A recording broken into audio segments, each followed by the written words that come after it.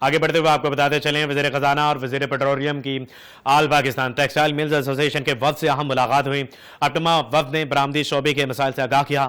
Textile برآمد کنندگان نے توانائی، ٹیکس، ریگولیٹری مسائل کی نشاندہی کی۔ وفد نے عالمی منڈیوں میں بڑھتی مسابقت اور لاگت کے دباؤ کے بارے میں بھی بات چیت کی۔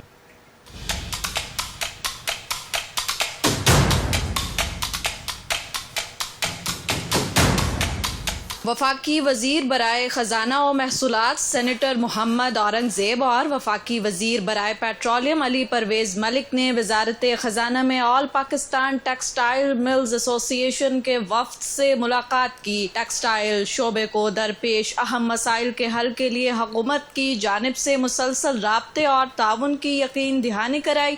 ملاقات کے دوران وفاقی وزراء نے اس امر پر زور دیا کہ ٹیکسٹائل صنعت پاکستان کی معیشت میں ریڑھ کی ہڈی کی حیثیت رکھتی ہے، کیونکہ یہ برآمدات، روزگار اور صنعتی سرگرمیوں میں نمایاں کردار ادا کرتی ہے۔ ٹیکسٹائل سیکٹر کی پائیداری کے لیے اصلاحاتی فریم ورک کے تحت تعاون جاری رکھنے کی یقین دہانی بھی کرائی گئی۔